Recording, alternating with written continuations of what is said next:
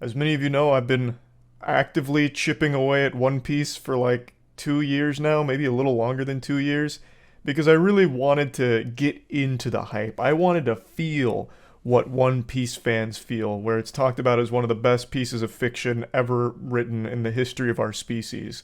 I was gonna cannonball into the pool and just let it ride.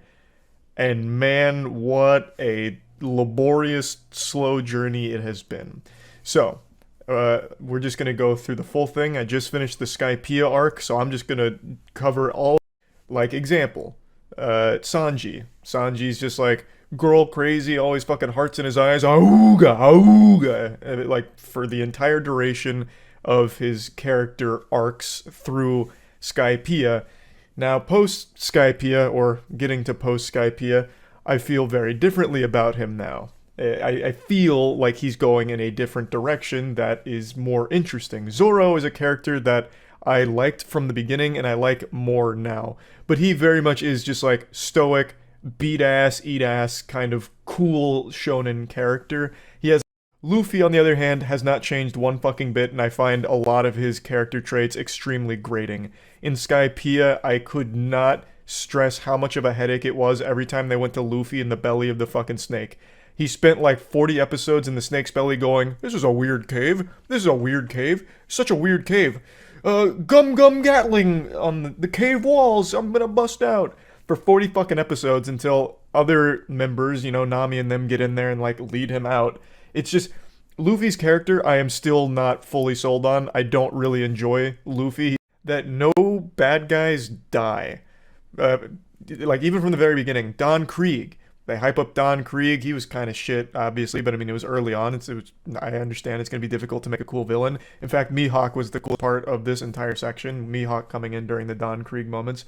But Don Krieg gets defeated and carried away. Like they fucking hoist him up like Rudy after the Notre Dame win. Like they hoist him out, they sail away, and he's fine. Like he lives. But he never comes back into the story. And I got curious, so I looked up if he ever comes back, and from as I understand it, he doesn't. But he's still alive. So if he's still alive but doesn't come back, why not just kill him? It's a lot more sensical in the universe, especially for a situation like they were in, if you would just kill that big bad. It's not like they drive home this idea that like killing is this ultimate evil thing. Luffy's not fucking Batman, right? And until recently, One Piece being good. But now everything I thought I knew is crumbling around me because I am actually, finally, enjoying One Piece after 2 years of committing time to watching this to see if I'll ever enjoy it. I just finished Water 7 and Enies Lobby, and I actually really liked those arcs.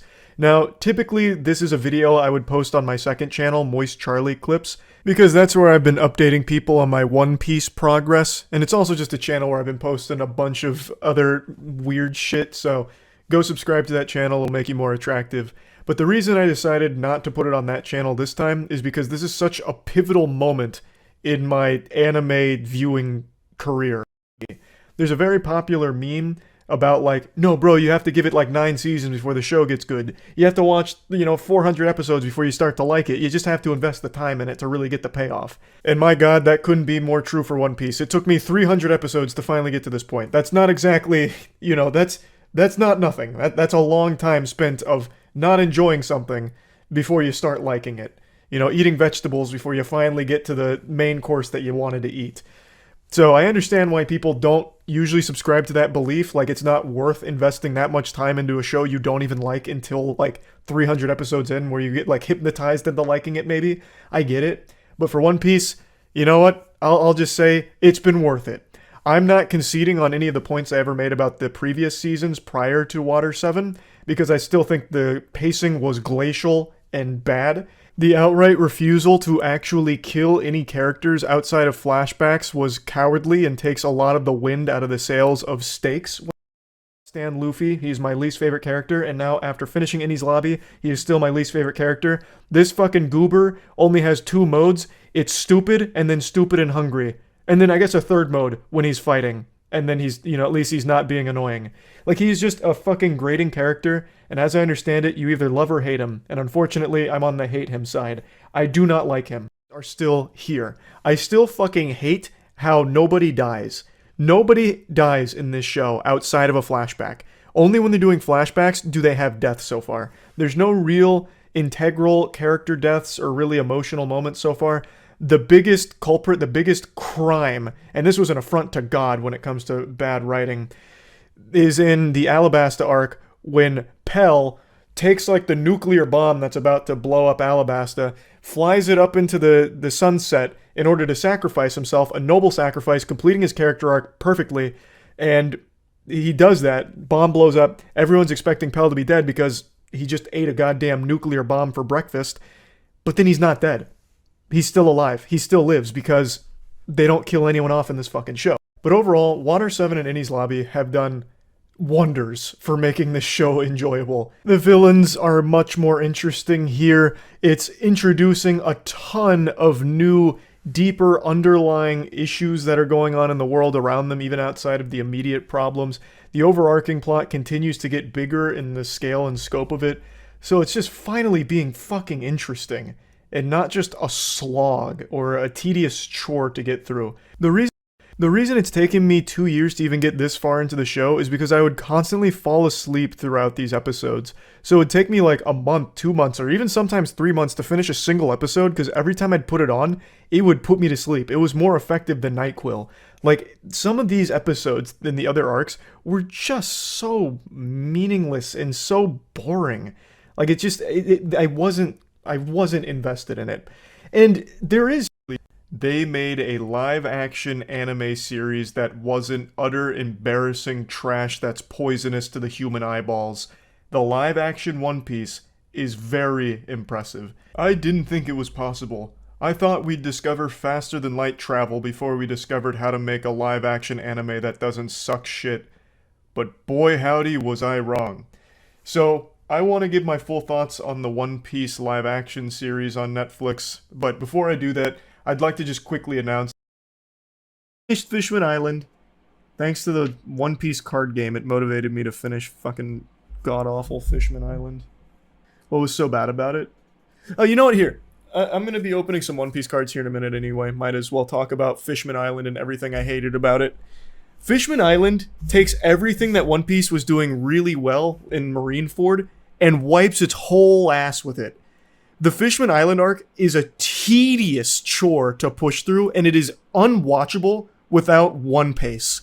One Piece is a godsend and the only way to actually push through that arc. Everything about it undoes everything Marineford did great.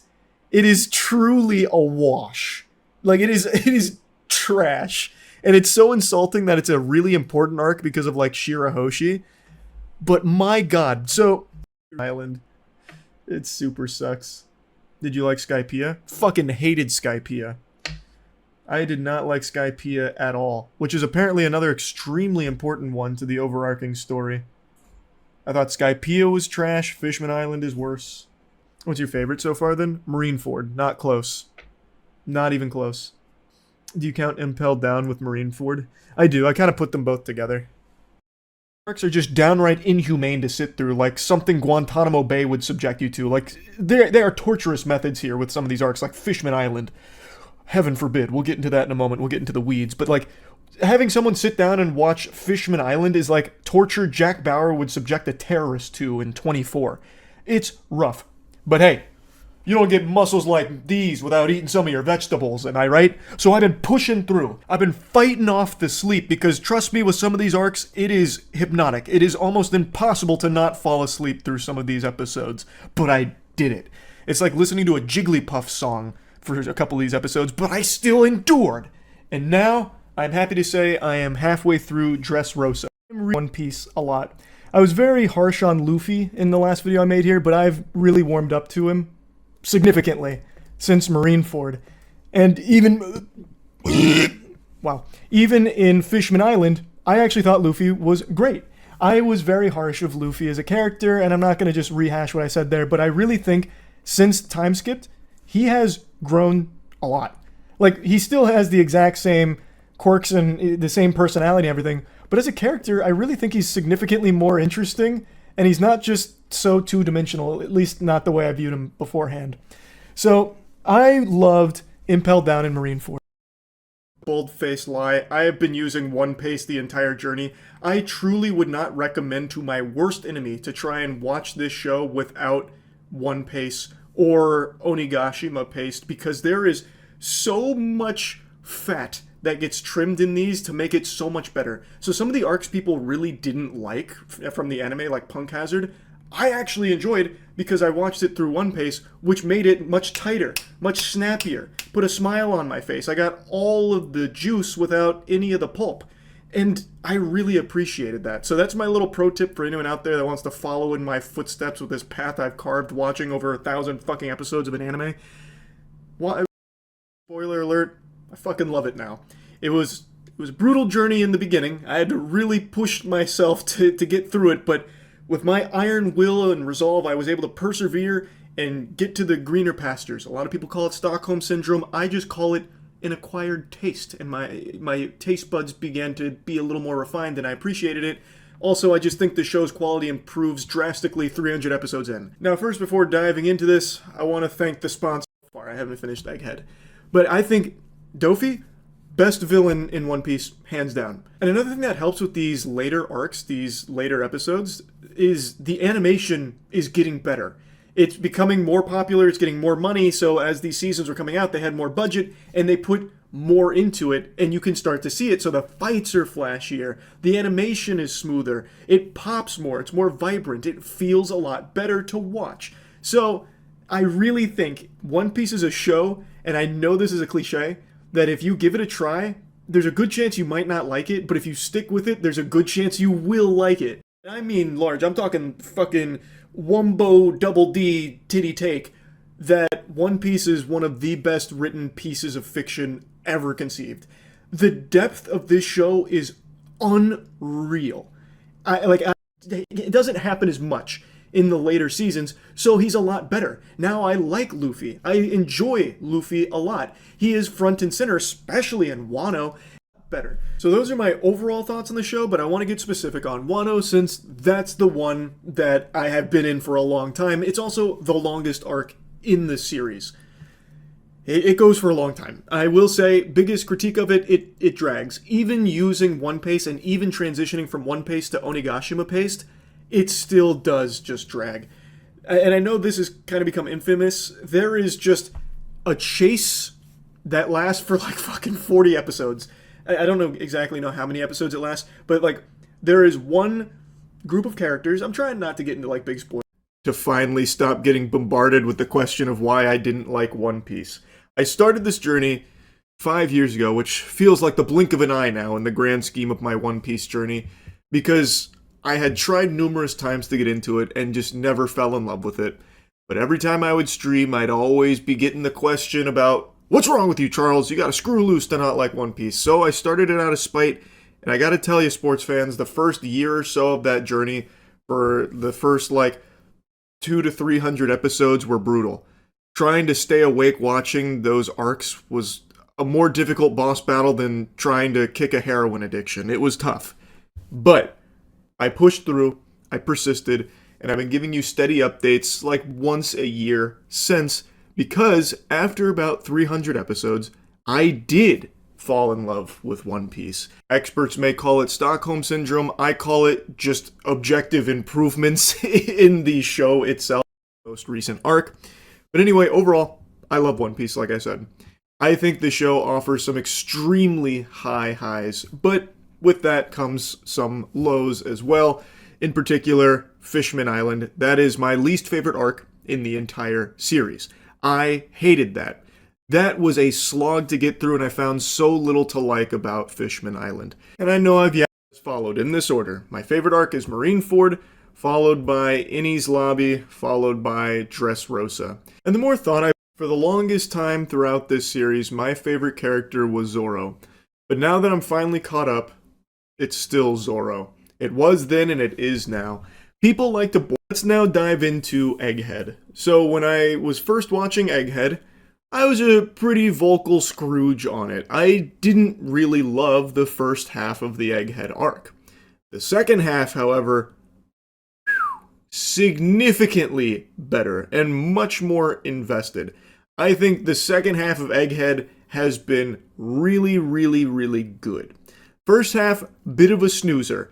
But I do think it was necessary to eat your vegetables first here in this case because it does help lay the foundation and build the stakes for what comes in the second half.